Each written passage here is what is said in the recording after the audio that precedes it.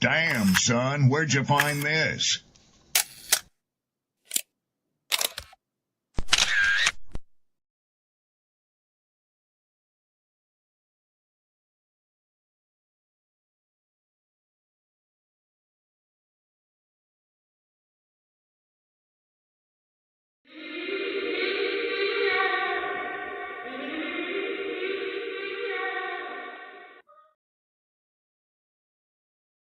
People don't be offended by the truth. They be offended because you called out the truth. Simple as that. They don't want to hear any other narrative that makes them look bad. And one thing I can't stand at this big grown age is somebody who act like cause and effect does not exist. Like, yes, your actions caused this outcome. Yes, what you did lit the match. Like, why are you surprised and playing victim? Guys, Chico, they never lie. That's how you know somebody doesn't respect you. They listen to reply, not to be understood. They cut you off. They minimize what actually matters to you. They laugh at your boundaries, and then they call you sensitive when you try to hold the line. They show up late, they cancel last minute, forget the things you've told them, because in their world, your time, your energy, even your voice aren't a priority. They're just an option. You see, there are two kinds of people. Those who adjust when they realize they've actually hurt you, and those who expect you to adjust so they don't have to change. You don't need to be disrespected loudly to be disrespected deeply. Sometimes you'll see it. It's just in their tone, in their patterns, in the silence after you're known. Respect isn't what they say when they're watching. It's how they act when they think you'll tolerate it.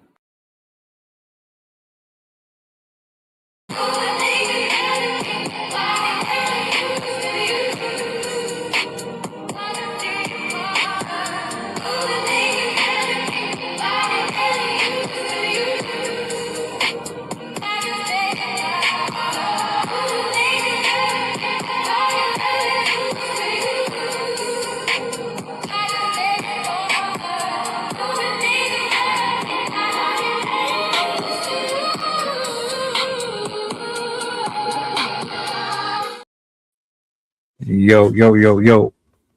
What's good? What's good? What's good? What's good, peoples? How y'all feeling today? Peace and blessings to everybody pulling up. Salutes to everybody that was in the chat earlier this morning.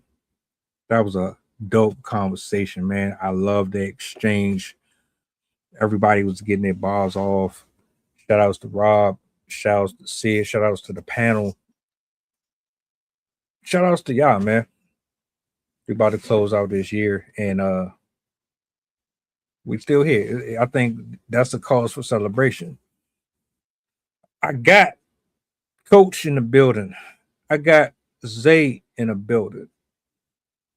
So you already know we gotta chop it up. Do me a solid, like, share, repost. Let the people know that we are on. You see the title. I got the footage.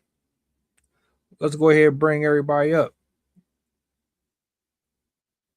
Yo. What up? What up? What up? What up? What up? What's up? Yo, what's up? What's good? What's good? The word? What's the word? What's the word? Chilling, man. Just happy to be here, man. Yeah, man. It's Thursday, almost Friday. Yup. Ready to get it in? Always. Hey, look, man. Shout out to Sydney. She shared this story with me. I took this specific one. I was hoping that she could make it, but I know she got some things going on with the folks. So, in honor of her, this particular subject comes straight from her. I didn't know nothing about it until she shared it. So, what I want to do is I'm going to bring this up on the big screen for the people who might not be familiar with it. I'm going to let it run its course, and we're just going to jump straight into it.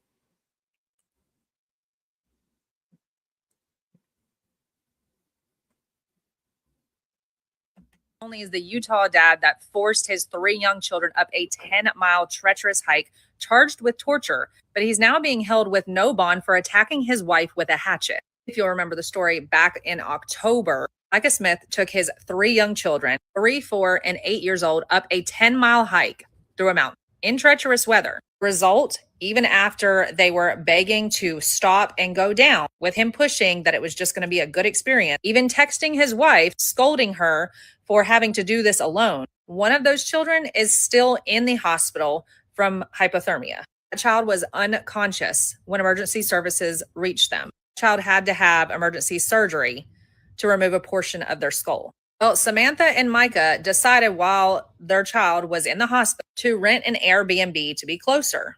During this time that they were there, they got into an altercation. At some point during this altercation, Micah had gone into the bathroom and then he stormed out. He picked Samantha up by her shoulders, threw her on the couch, straddled her, all while holding a hatchet. When Samantha tried to pick up her phone and call for help, he grabbed it out of her hand, threw it at the wall. Still, she managed to wiggle out, run into the street yelling for help, and law enforcement was called. So now he's being held with no bond. So not only is the Utah dad that forced his 3 young children up a 10-mile treacherous hike charged with torture, but he's now being held with no bond for attacking his wife with a hatchet. If you'll remember the story, back in October.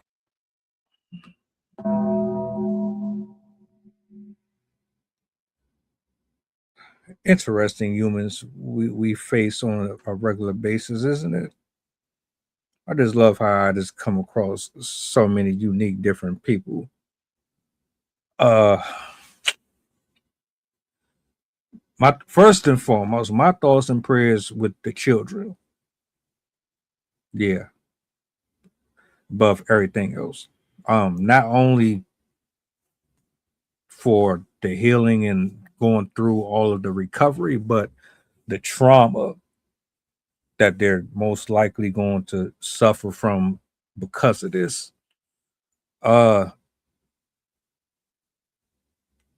Disgusting, tragic. Every word that you can think of that would describe being unpleasant. That's how I feel about this story. Off first and second watch, what's your thoughts on this one? Zay, talk to me. How you feeling about what you've seen? Honestly, I just feel like that's horrible. It's no family should be going through that. And the fact that this is happening out there is outrageous. And you wouldn't think it would happen to you. I'm glad you pointed that out. Coach, what about you? Man, it's devastating. It's definitely brutal and harsh to watch, especially what happened to the kids, and then the continued drama that continued on when they got over to the other location for recovery of the kids. Just difficult to watch. I don't think anybody expects to go into a relationship, let alone a marriage, having this in the back of their mind that one day the love of your life is going to be responsible for your hurt ever. So it's like, you see stories like this, it's hard to believe that they happen, but you hear about it so frequently. It's like, all right, now we have to discuss and we have to put this on the table. The brother, in my opinion, I don't know nothing about him. I didn't go into his medical history. I didn't pull up any type of files on his psychosis or nothing like that. But somebody who is doing shit like this, yeah, you got some things going on with you internally that we don't know about. Maybe the wife is aware of it. We're just the outsiders looking in. Do you look at that situation and think he might have some mental things going on? You think it's a little deeper than what this clip is showing us? I think the beginning. I think the beginnings. You know, if you have kids, you can probably relate a little bit as far as for the pushing them aspect goes, and then maybe sometimes if you are living, because you see a lot of parents kind of live vicariously through their kids, maybe push on to them the things that they wish they would have had or wish they would have done. So just as far as for in that vein, but you know, definitely not him pushing them to the fact that they were falling out and that wasn't enough. So then that would probably be an identifier right there, right? If that wasn't enough as they were falling out, that something was probably wrong. I think, you know, at least a couple of more things that he did afterwards would justify that, yeah, there's probably some mental illness going on or mental fatigue, you know, not to diagnose them, but yeah, definitely some things or red flags as people like to identify with these days. I agree with Coach, man. It's very clear to say that he either has something going on in his mental or he's on something. I agree. I'll even go as far as to make an assessment and say that this probably isn't the first time that he's displayed this level of anger. And maybe it was ignored. Maybe she was scared to address it, or maybe she's tried to address it and she was met with, well, something that she didn't know how to deal with. Which in a lot of cases, you see these things with domestic abuse where a person is going through it. You want to walk on eggshells or you're trying to tread lightly because you don't want to get hurt in the process. And it makes it worse when you got children involved. Man. Are the signs there early? Man, I think you touched on it earlier with your point. You said you're never expecting the love of your life to be responsible for hurting you. And I think that's, you know, that was powerful, man, because you, even if you may be anticipating it, the way they end up hurting you happens in a way that you could never would have thought, you know, would have taken place. So sometimes the signs are there from the outside looking in, but the signs aren't there from the inside looking out because you're so busy convincing yourself that this person wouldn't do these things to hurt you. No, they didn't mean it that way, right? Because so many times we don't interpret people the way they are. We try to interpret them the way we want them to be. And then that's when the miscommunication comes into place. Because the signs are always there if you're just quiet and you just listen and just comprehend what the person is saying instead of trying to interpret what they're saying how you want it to be. So yeah, I definitely think the signs are there. You don't necessarily have to be on guard or defense, but you do have to be on good offense, and as in looking and being aware. Zay, scenario. You meet somebody, y'all hit it off, everything's smooth. You notice something. It's not blown out of proportion. it's a subtle little jab of that was interesting. Should I really pay attention to that, or it's not really that big of a deal? Some time passes. That same thing that you noticed before, it grew. How do you approach addressing it with your partner, or do you ignore it and continue on with the relationship as is?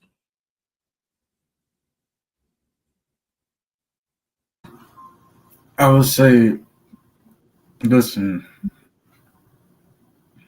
that first instance where you already saw what's happening, and then you're questioning it, and you're like, wait, should I really just let this go?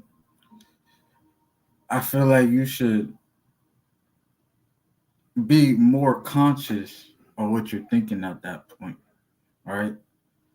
But if you decide to let it go and it happens again, then I will sit my significant other down and I will be like, listen, I have my fair share of thoughts on this ordeal, and I want to have an honest communication with you, honest conversation with you about how I'm feeling in this moment. I should have approached it then, but I'm approaching it now, so we don't have any issues further down the line. And if they continue to push past what I just said, then it's a wrap, in my opinion. Hey, that was good. That was real good, Zay. Hey, let's double back real quick on your analogy. You said the jab, right? So, I mean, if you watch boxing, you can get knocked out by a jab. Don't disrespect the jab, especially if you can't slip that jab. You know what I mean? They keep jabbing you, and keep hitting you with that passive aggressive communication, and that's what the jab is. It's that passive aggressiveness. Then eventually you get tired of it. And then what happens? Now you start slipping the jab. Right? And so now what kind of relationship? You got a toxic relationship, because now every time somebody gets the opportunity, they slipping jabs. And then now somebody wants to throw a knockout blow, and then that's when the relationship escalates into something, that's uncontrollable. All the emotion is involved, no logical thinking, no problem solving, no communication. So, yeah, I would say when they start slipping those jabs, then that's probably when it's time to have a conversation, because the difference is if when it's verbal, we don't look at it the same as abuse. It's still verbal abuse, but we always, relate to the physical abuse because you can see those marks. The verbal abuse is still there, but it's just psychological. You know what I mean? So I think you have to pay, if not more attention to the verbal than the physical, because a lot of times people are aware that verbal, they're emotional, they'll wear that. And then that's when the mood swing starts to happen, and, people start to get depressed. And then now you got people thinking about unaliving themselves. And it's a whole process that we all suck at identifying, because if we didn't, we would catch it more. I'm glad you brought that up, because I'm thinking about what you said earlier about not going into it with the resume in your face, like you're interviewing the person. That's not how it's supposed to go. Considering the circumstances, though, is there a way to balance that out? Like, I'm not coming to y'all with your Indeed profile, right? I'm coming into this genuinely looking for my future wife and things of that nature. But I also still want to make sure that you remain focused and alert, because I mean, I might be in a space where I indirectly throw a jab at you and I don't know it. You should be able to say to me, hey, you kind of punched me a little bit. That kind of hurt. Watch where you're swinging, right? And vice versa. How do you balance that? You don't want to come off like you're da da da da da da da, but you also still want to be like, okay, we here. Man, I'm gonna be honest with you, man. So you can't balance communication, right? Because everybody's a human, everybody's emotional. But what you can do is explain or even take a personality assessment. Learn how somebody likes to communicate with. Because a lot of times, man, people don't know how they like to be communicated with because they're so busy pretending to be somebody that they're not. They don't really know what they actually may like until it gets into an uncomfortable situation and they realize that's why they're reacting that way, is because in actuality, they don't like to pretend to be a certain way and they don't like to be treated a certain way. And so once you learn how somebody likes to communicate, then that's what you can do, man. You make a conscious decision to communicate them differently. And you know what the young folks call it today? They call it code switching. Mm-hmm. It's not code switching. It's every time you encounter somebody differently, it warrants a different reaction, right? You meet people with energy. So the energy I'm meeting you with is the energy you're going to reciprocate. It's good, bad, or different. I could be in a happy mood as long as I address you and I'm happy. You're probably going to be happy. If I address you, I'm pissed off. You're probably going to react, because you're going to be wondering why I'm projecting that shit on you. You know what I mean? So again, it goes back to trying to understand how people communicate, how they like to be communicated with. And it's the thing we overrated, underappreciated, because you text people so much these days. It's no emotion. It's just words on screen. And then now you got to become a master of throwing emojis down, after everything. Don't put a period somewhere. And it's not really how people communicate. And then we interact with each other in real life. And then we act like we have no emotion and we're just talking to each other, talking at each other, instead of learning how to listen, comprehend, and then, vice versa, not cutting people off when they talk, allowing them to finish a sentence. Just look, the simple things, man. It's not really that difficult. I agree with Bruce Hodge. I just wanted to acknowledge that real quick. It's like chipping away at somebody. You testing the waters, and if you allow the waters to continue to bubble, eventually you're going to wear the person down if they don't really know themselves. So you do have to know yourself. You do have to know your limits. You got to be fair to you and them. And I'm going to say this because I do have a question. You got to put that stuff in perspective immediately. We're talking about a woman who had children with this person. So it's like, before I even consider that, I got to make sure that, this is where we got to draw the line on both sides. Because if I see danger or potential for it, there's no way we can move forward with a wedding and all of that stuff. Like that's crazy to me. And sometimes I'm looking at people like you are so in love or enthralled with the idea of it, and you're so infatuated with the person that you'll take that negative and you'll keep brushing it aside. You can't do that. So I was going to ask, and this is a question for anyone though.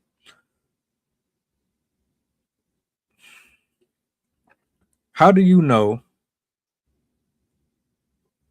when you understand how you want to be communicated with?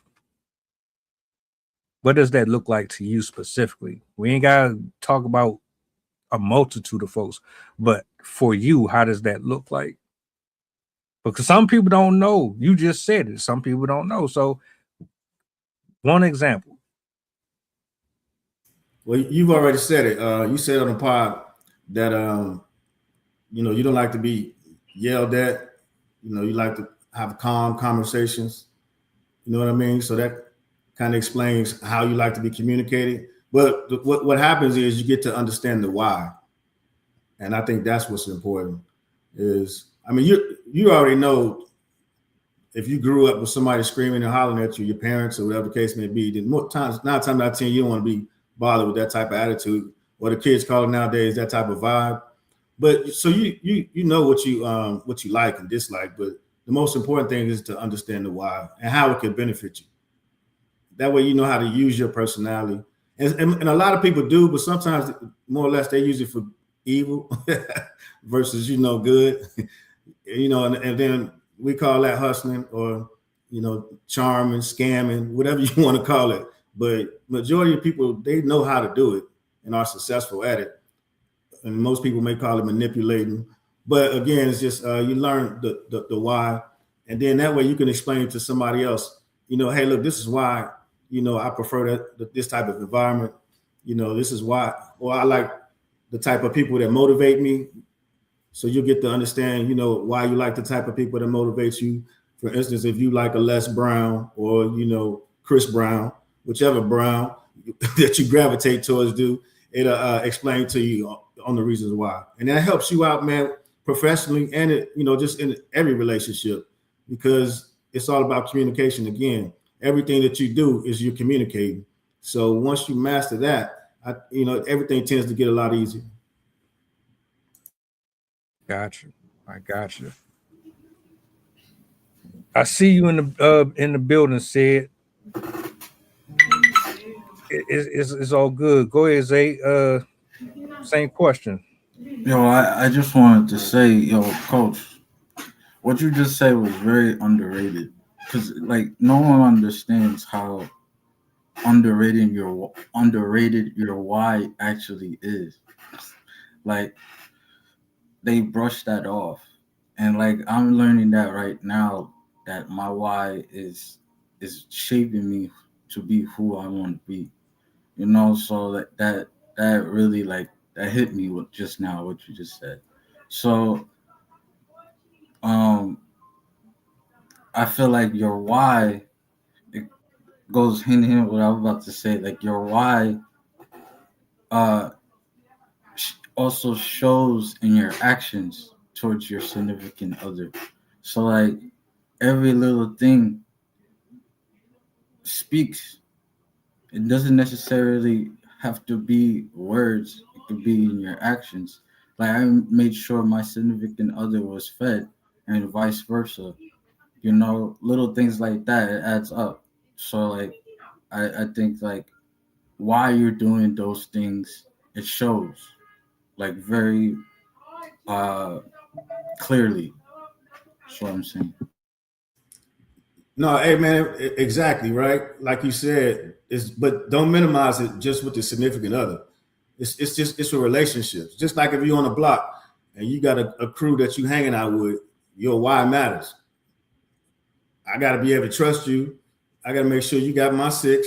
You know what I mean? We got to make sure we understand what's going on. So again, we just can't minimize it and just leave it for one particular area, because it really is throughout relationships and everything that you do. And when people realize that, and that's why, back in the day, you had the bartering system, you had to have something of value. And then we get an even exchange. But again, when people in such a world now where they only care about just themselves, the cutoff culture, you're not building.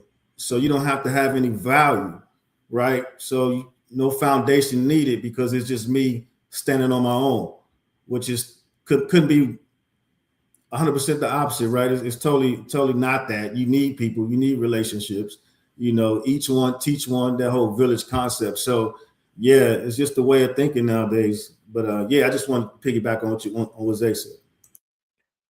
Sydney just added some more context to this story. She said that the dad was found tampering with the kids' medical equipment. You weren't here earlier, but I asked the question, was or is this gentleman suffering from some type of mental ailment or to that degree because of the extremes in this story? You bringing that up to the forefront convinces me more now that my assessment wasn't too far off. I don't know any human being or rational adult that would do that right there, period. And going back to what you both just brought up, I'm wondering, I always ask this question to myself specifically though. Do men and women have these real dialogues? Bruce even brought it up as well, drawing lines and having that effective communication. Are we really doing that, or are we just pacifying each other at the beginning? Because it feels like we're just pacifying each other at this point. And you say it's not the first time he threatened to kill them. Yeah, that was another thing that I said. There had to be other signs. That couldn't have been the first. That was just like you speaking your in like scientific term with the volcanoes and messing around with Mother Nature, right? The earth eventually gives birth pains. It can only sustain so much of that pressure over time until you see that eruption or that storm. He's most likely have displayed these type of characteristics throughout the marriage, and this was just one of those things where it just kind of spilled over. I yield the mic. Yeah, I'll say, what about? We'll ask questions about the people that was around them, right? I mean, I'm sure they had friends and family, so it would be great to hear about, the people that didn't identify, some of the issues. That, like you just said, they had to be signs, they had to display something, so they had to be, people that saw. And again, we talk about that, people identifying possibly, verbal abuse, signs of verbal abuse, right? And people will witness it, and then they'll say things like, well, they ain't got nothing to do with me. But then, these things happen, and then they get to a point where, like you said, people snap, and those, again, you got to say something, man. I mean, because you can't wait till this to be the end result. So, people know it, people see it, and I would just wonder how do people feel that didn't say something. How do they feel now? That's what I would wonder. How much of this do you think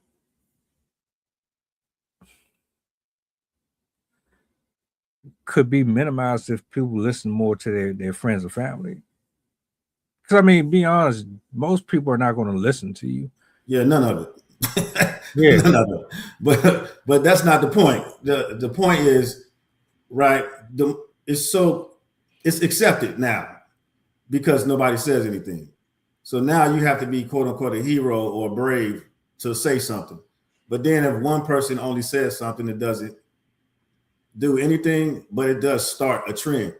So now if the one person continuously says something, now other people may feel ostracized because they aren't saying something and start to question their morals and their values.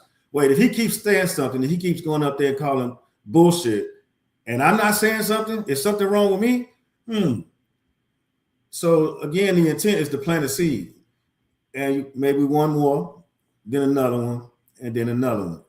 But it got to start with somewhere.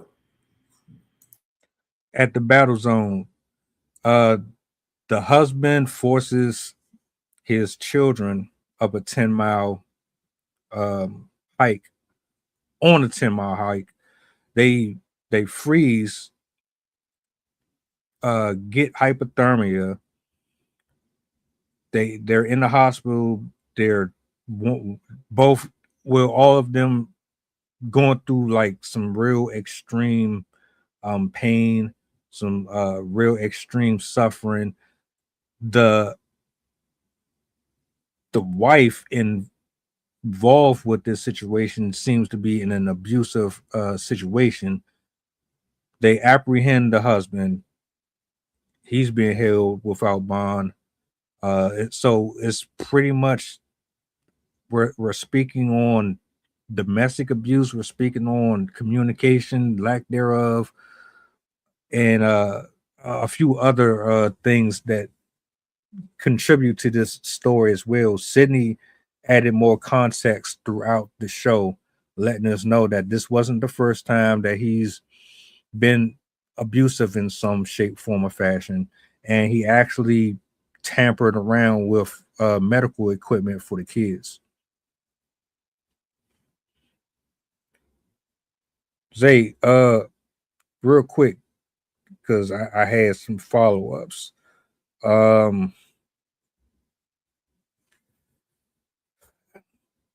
I didn't ask this, but I guess I can ask it now. Is this a case of poor vetting?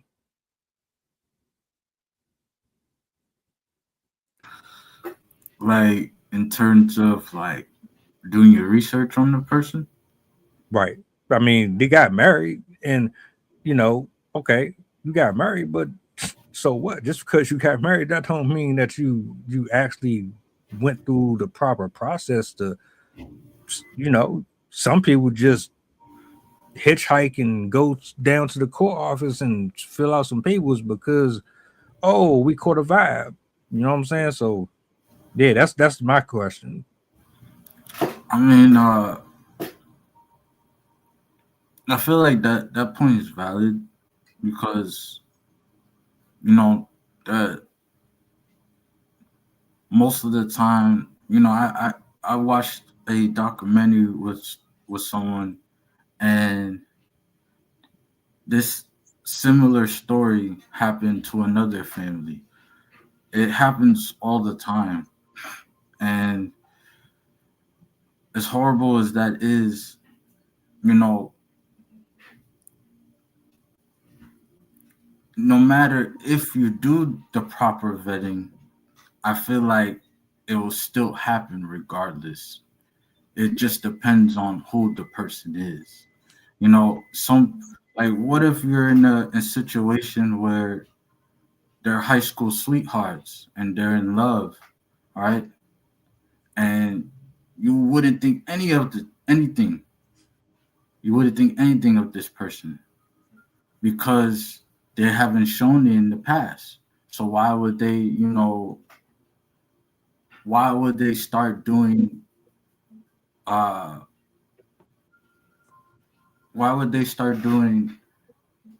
things that mess with you now, if that makes sense? But I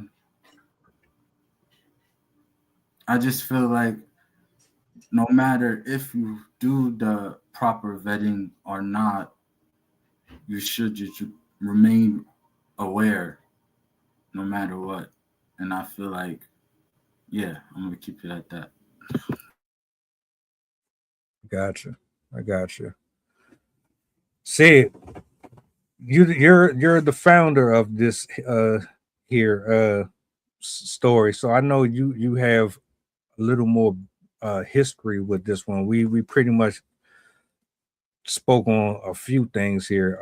Is there some more context that you want to add to it? Anything from what we said or we missed? I'm not sure. I didn't catch all of what you guys were talking about because I didn't recognize that you were streaming until I went on YouTube and I was like, wait a minute, there's a live stream right now? Dang it. And then I looked at the time. I'm still not used to the time difference. But some of the things that stuck out to me that really were red flags to me is he recorded a lot of videos while he was up there. And he also was texting his wife one of his excuses that he gave was he didn't have service, but he was still texting his wife, and he also had service. They had like people that are hikers in those regions, rescuers that go up to those areas, know that you have service in that area, even if there are bad storms. So the fact that he did not call for help was a huge red flag for me. Another thing that stuck out is there's numerous videos that he took where his children were begging him to go back down, and they were saying like, please dad, I'm cold, please let's go down, I don't want to keep going. He was having them walk through snow that was like waist deep. He was taking them up trails that even some of the people that were weighing in, the experts that were weighing in, were saying like, those are some hikes that even experts won't take because it's so dangerous. Like the rocks are really hard to climb over. It's unstable. He said at some points, even the rescuers had a hard time getting through that terrain. But the fact that his children were begging to go back, and he was saying, no, we have to reach the summit. We have to get to the summit. Even though the storm was coming through and everything, his wife was sending him messages, bring my children back right now. He was insistent that they had to go up to the summit, which to me, all of that's a lie. Like I really think he was going through something and was, I think he was trying to kill his kids. No lie. The other red flag that I mentioned in the chat is he was banned from the hospital because he was found tampering with his child's life-saving equipment. He was messing with the breathing tubes. He was messing with the heart stuff that the kid was wearing. And I can't remember, I can't find the article at the moment, but I remember reading something about how in the past he had like admitted to a therapist that he wanted to kill his kids, that he wanted to kill himself. And he's done other questionable behaviors before. And then also the fact that he left his kids behind to go get help. And apparently, according to law enforcement, he seemed rather calm when he showed up to get help. Like he didn't seem to be frantic or anything like that. And I mean, the fact that you had your 8-year-old doing CPR on your 4-year-old or 2-year-old, I forgot which one it was, is mind-boggling. Like no parent, like if my child right now was not breathing, his heart wasn't pumping, I would not be having my son doing CPR on my daughter. I would be the one doing CPR on my child. So the fact that he's having responses that to me are antithetical to what the purpose of a parent is are all huge red flags. Okay, so an interaction with Cottonwood Heights police said a month earlier he had been expressing suicidal ideations. And I think he had actually been hospitalized for that at some point. It said on November 10th, he had to be removed from Primary Children's Hospital for interfering with his son's care and tampering with the equipment. He also has been arrested for under investigation of domestic violence towards his wife as well. So I partially wonder if she had expressed the desire to leave and if that could potentially be the trigger for this, because I know this time after time in domestic violence cases, not all of them, but in a decent number of them, as soon as the spouse finds out they're about to be left, they take the lives of the spouse and or the children, because whatever's going through their mind, they don't want to share the kids, they don't want to deal with that, avoidance, whatever's going on in their mind. It's unfortunately a thread in domestic violence cases where they'll take the lives of their family members to avoid being abandoned. So yeah, a lot. When I first heard this story, I just thought it was pure stupidity. But the more I looked into this, the more I heard the voice calls, saw the text messages. This was very clearly with intent. I have no doubt in my mind that he was trying to hurt his children, and potentially even frame it as he was the hero dad that came down and tried to rescue his kids and blah blah blah.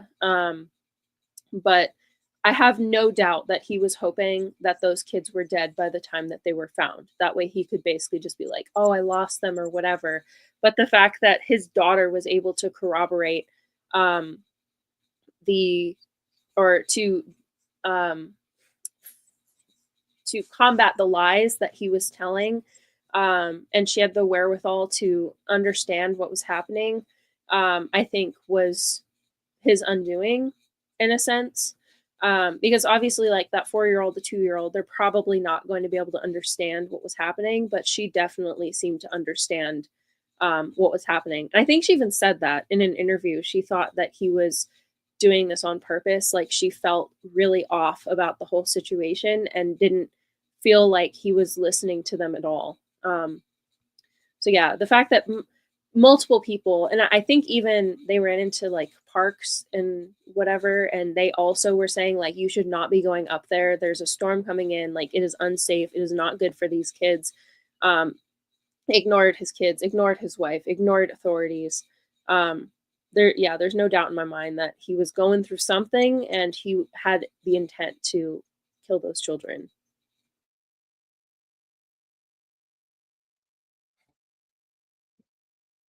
I guess that answers my question. And like, I'll just say this, me not even having all that information, just off of the little I heard, I knew something was off. Like it's not that difficult to pick up on some of these signs, because that was pretty much Armageddon for a child to me. And if you're willing to do that, I know you've said and done other things that would lead up to that, which is how we ended up on the conversations about vetting and conversation and actually having boundaries and standards and going about really actually getting to know these people before you walk down the aisle with them or before you put that bubblegum ring on them and say, oh, we're boyfriend and girlfriend now. You know what I'm saying? And I mean, a lot of people get in these relationships with people assuming that it's going to be everything that they put in front of them initially, but you know that this isn't really you. They know that that isn't really them. And then what ends up happening is you find out that you should have just laid it all out there at the beginning so you wouldn't be here. I'm not blaming her 100% for this. This is monstrous. What I am saying is we don't have this situation unless you're just that blinded by your feelings for the person that you just wave all of these red flags and you just continue to pursue them anyway. That's why I asked earlier. Let me go back to it. Is there a case of poor vetting? Was that? Because to me, every time you see somebody that if you get into a situation where a person cheats or they put their hands on you or they're emotionally or mentally abusive, it's because, well, you didn't do proper research on the person before you got extremely close to them. I yield the mic.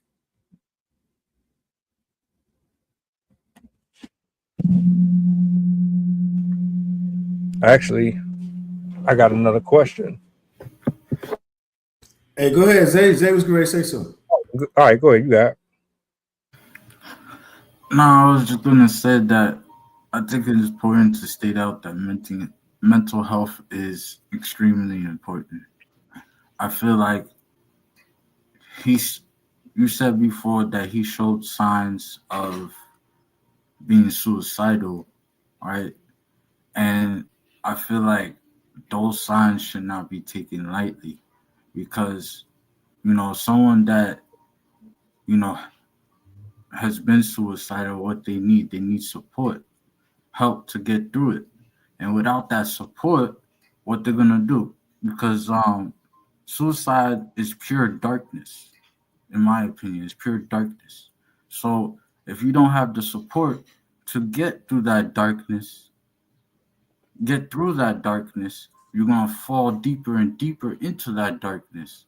And then you're going to start thinking more negative things towards not only yourself but to other people. So I think it's important to state that you should support your people if they're down. So all of that can prevent this situation from happening at all. So just keep that in mind, in my opinion.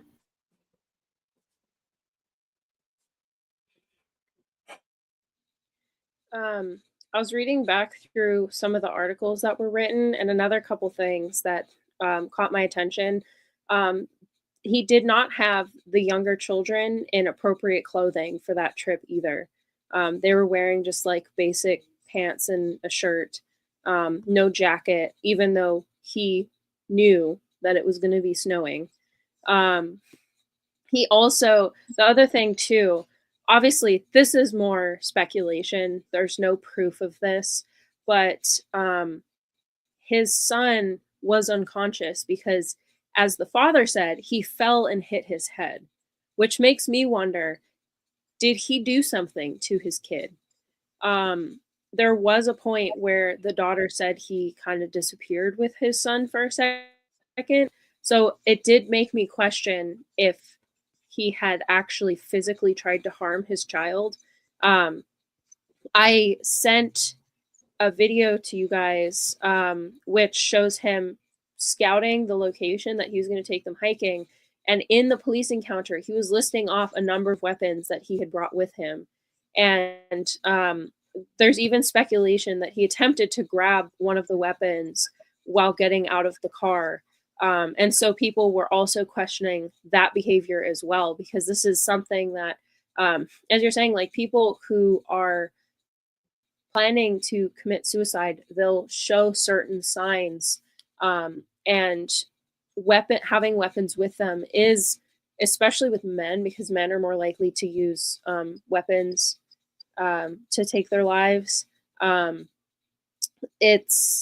It's not uncommon for them to, like, humans innately don't actually want to die.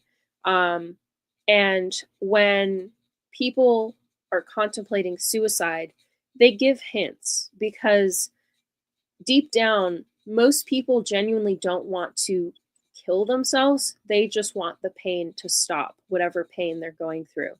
And so people will generally give subtle hints, whether consciously or subconsciously, in the hopes that somebody will recognize that they're in pain, and in the hopes that maybe there is another option.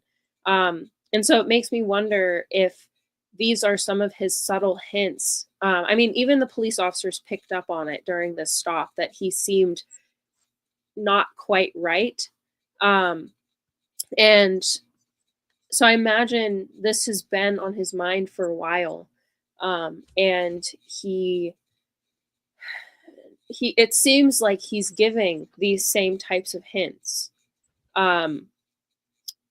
So yeah, that was another thing that kind of stuck out to me, is the fact that he was talking about all these weapons that he had in the car. I think he had some sort of handgun. He had an AR-15, and he had a hatchet that he specifically mentioned as well during that police stop. And I imagine he could have even had other weapons, but again, that's just my speculation. That's not something that they have mentioned in any of the reports. But yeah, that is, I mean, I have a psych background. My focus was like suicide and I'm forgetting the word for it, but I really focused on people that had depression and stuff like that. And that is a red flag that people give off if they are talking about weapons, if they're showing off weapons, or like other methods of suicide, like they're mentioning drugs that they are taking. Some of those can be indicators of somebody's state of mind, and that was something that came to my mind when I was watching that. Just the clip you shared in the private chat. I just figured I'll play it real quick before we wind down to solution-based replies to close out. Thank you for adding extra context to this story. And actually, I'm glad you brought up those points for the audience, because a lot of people, they weren't aware of what happened here. I wasn't, but I'm gonna play this real quick, and then I'll yield the mic to anybody who wants to add on to, some solutions in terms of moving forward for anybody who might be in this or considering moving forward in something potential. The story we've been following very closely here on KSL TV. A father accused of taking his children hiking during a winter storm. News specialist Andrew Adams joins us live right now with more on this story. Andrew, what'd you find? Well, prosecutors have described Micah Smith's behavior as spiraling, and last month he was charged in an unrelated alleged domestic violence assault case. But police say this encounter shows a week prior to that fateful hike, his mental state had some concerns.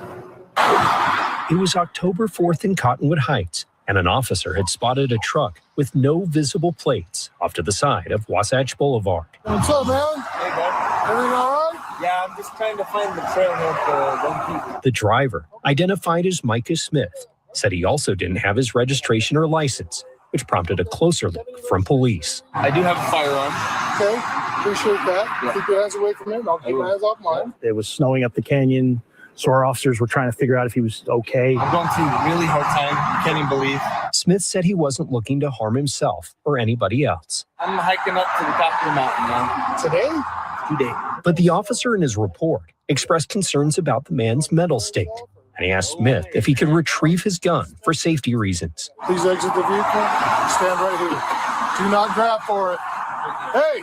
He was making comments about going hiking, but he wasn't in any type of clothing that was hiking type clothing. He was in a tank top. In addition, Smith acknowledged he had other weapons with him, including an AR-15. Axe. So all things that we would have to be worried about, right?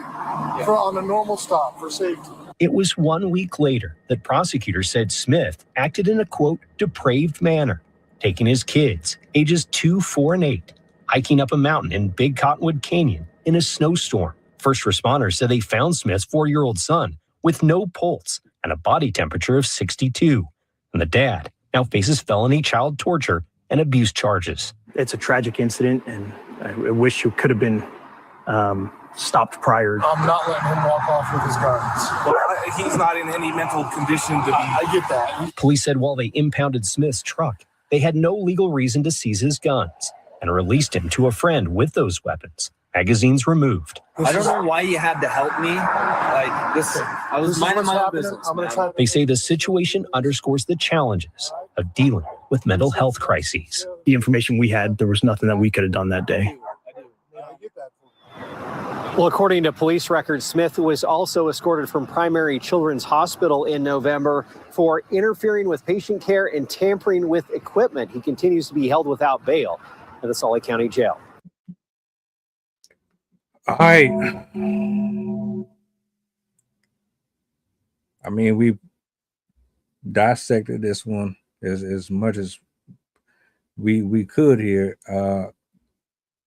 I would like to leave a positive I would like to leave a positive outlook on how to move forward in this situation. We still have to do a whole thing on mental health, especially with men. That's for a later date, but just as a collective overall, consuming all of this, and based on everything that we spoke here, what do you say to somebody who is either entertaining the idea of moving forward with somebody? And what do you say to somebody who is probably already in the midst of the relationship with a person?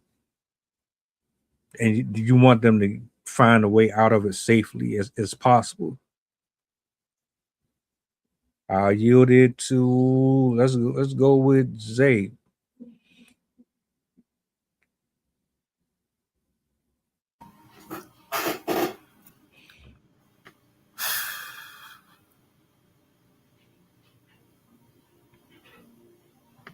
Godspeed.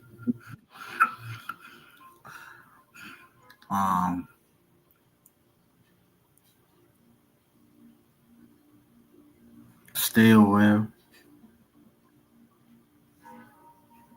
You are always blessed, no matter what obstacle is thrown at you, even this relationship that you are in. You will get through it. That's all I'm going to say. You will get through it. Just have faith. Stay strong. Communicate. Do all the things that you should be doing. Don't minimize those things. I like what Coach said. Don't minimize those things. Sid, what about you? 100% corroborate that. Don't minimize it. If somebody is even hinting at stuff like that, take them seriously. I know some people, especially if they have recurrent issues with mental health, this is something I've experienced myself. People will come at you and be like, "Oh, you're making it up for attention.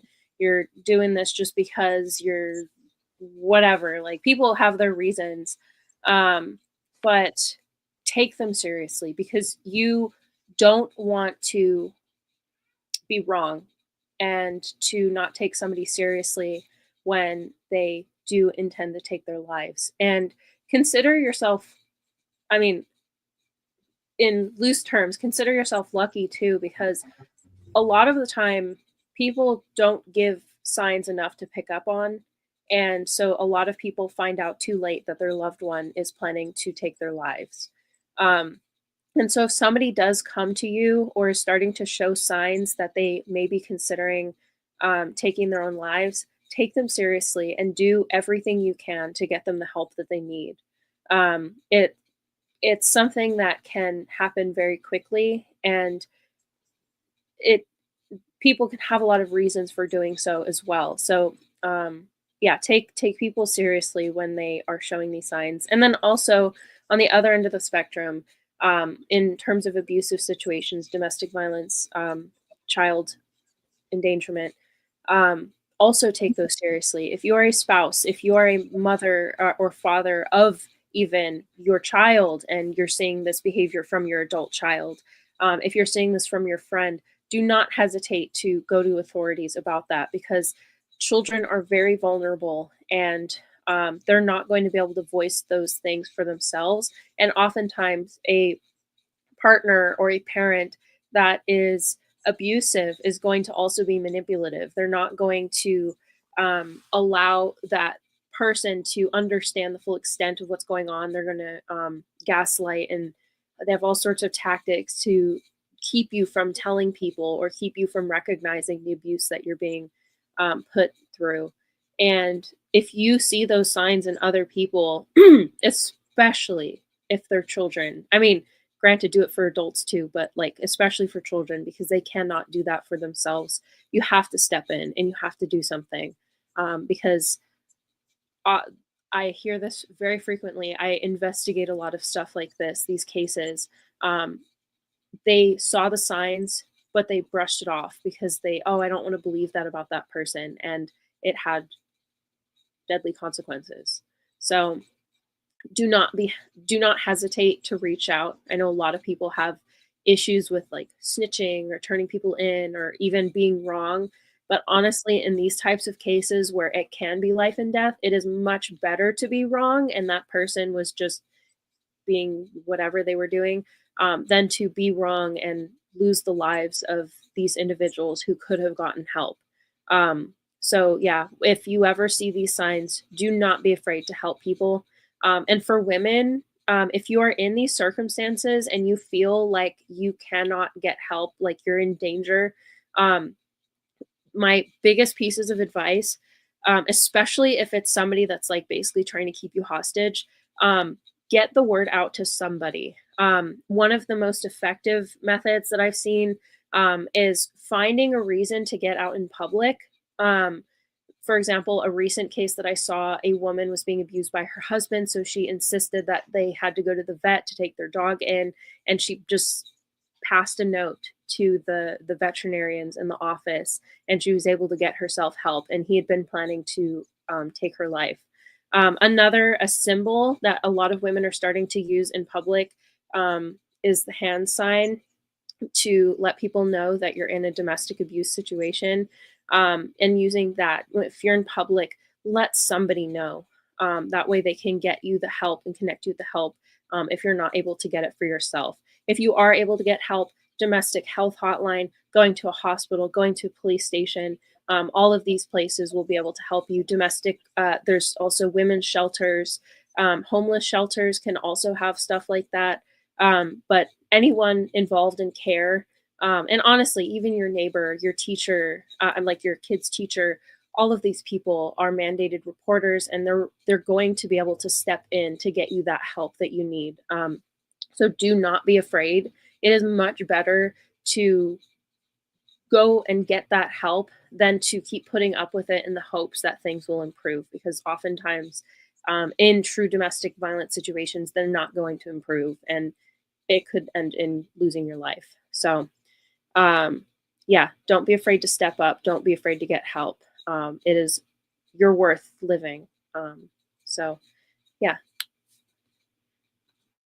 You got it, Coach. Yeah, so I'll just say, one thing we have to do is just unlearn, some of the things we've learned growing up.